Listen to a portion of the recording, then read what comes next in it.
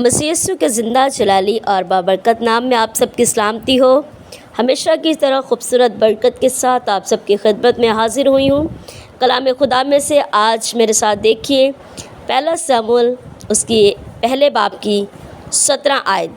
कलाम खुदा में कुछ यूँ लिखा है, तब एली ने जवाब दिया, तू सलामत जा और इस्राएल का खुदा तेरी मुराद जो तूने उससे मांगी है पूरी करे। आमीन।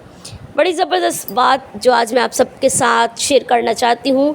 एली काहिन के बारे में बहुत सारे लोगों के व्यूज़ कुछ नेगेटिव हैं और बहुत कम लोग इस बात को समझते हैं कि एली काहिन एक नबी था। एली काहिन था जो खुदा की हैकल में खिदमत किया करता था और हैकल में ही रहा करता था। और बड़ी ज़बरदस्त बात जो खुदा के रूह ने सिखाई है कि एली काहिन वो हस्ती व शख्स है जिसने खुदा के नबी को तैयार किया।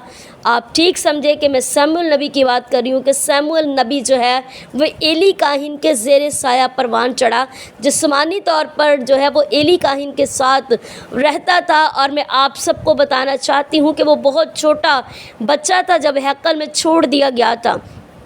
इसका मतलब है कि जो शख्स एली काहिन है, जो एक शमूएल नबी की इतनी अच्छी परवरिश कर रहा है, उसे सिखा रहा है, उसे बता रहा है कि खुदा की आवाज़ क्या है, या खुदा की जब बात करे तो आपको किस इज़्ज़त और ताज़ीम से अपने खुदावंद के सामने उसके हुजूर हाजिर होना है और कहना है कि फरमा खुदावंद तेरा बंदा सुनता है, बोल मैं सुनता हूँ। ये सारी चीज़ें सिखाने वाला एली काहिन है। और यहाँ तक नहीं बल्कि बहुत पीछे जाएँ तो एली काहिन ने हन्ना से कहा था कि जा तेरी मुराद पूरी हुई। और जब एली काहिन ने कहा तो फिर उसके बाद हन्ना के चेहरे पर उदासी नहीं थी। ये बात आप माने और हमारे ईमान के लिए बड़ी ज़बरदस्त बात है कि जब तक खुदा के खादिम के मुंह से ये बात नहीं निकली वो शायद परेशान ही लौट जाया करती थी। हर साल आते, कुर्बानियाँ चढ़ाते और दुआ करते, लेकिन इस बार जब खुदा ने एली काहिन की मार्फत हन्ना से कलाम किया तो हन्ना ने ईमान रखा और यकीन किया। कलाम खुदा में लिखा है कि खुदा पर ईमान रखो तो कायम रहोगे और उसके नबियों का यकीन करो तो कामयाब होगे। हन्ना ने खुदा के नबी का यकीन किया कि खुदा के बंदा ने मुझे कहा है कि सलामत चली जा, तेरी दुआ पूरी हुई, खुदा ने तेरी दुआ को सुन लिया है। और यकीन करें कि उसके बाद हन्ना को खुदा ने दुआ का जवाब दिया। जब आप खुदा के नबियों को नबियों की तरह ईमान से कबूल करते हैं तो उनकी बरकतों को एंजॉय करते हैं। एली काहिन के अगर घर की तरफ आप नज़र करते हैं तो लोग ज़्यादातर यही व्यूज़ देते हैं कि एली काहिन के बच्चे गुनाह में मारे गए। एक्सक्यूज़ मी, जब आप अपनी फैमिली के किसी मेंबर को खुदा का खादिम या खुदा का नबी नहीं मान सकते और उसकी इज़्ज़त उस तरह नहीं करते और उसकी की हुई तरबियत पर यकीन नहीं करते तो आप उनके वसीला से कैसे बचाए जा सकते हैं?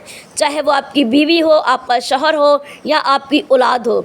बेशुमार ज़िंदगियों को तैयार करने वाला वो एली काहिन, शमूएल जैसे नबी को हैकल में तैयार करने वाला एली काहिन, अपने बच्चे उसके अगर गुनाह में मरे हैं तो वो उनकी बेइत्तेकादी और बेयकीनी के सबब से कि उन्होंने अपने बाप को शायद कभी नबी जाना ही नहीं, कभी खादम मान कर उसकी रिस्पेक्ट नहीं की और उसके हुक्म को बजा नहीं लाया, जो कि उनकी मौत का सबब बन गए। मैं आप सबको बताना चाहती हूँ कि गौर करें, अगर आपके घर में कोई मर्द दुआ है, आपके घर में कोई दुआ करने वाला शख्स है, कोई हस्ती है, तो आप उसकी इज़्ज़त करें और ये जानकर के वो खुदा से बात करता है और खुदा इस घर के लिए उस शख्स से बात करता है, उसकी रिस्पेक्ट करें क्योंकि उसके अंदर खुदा है और वो खुदा उसमें रहकर आपकी फैमिली में काम करता है, आपकी कलीसिया में काम करता है।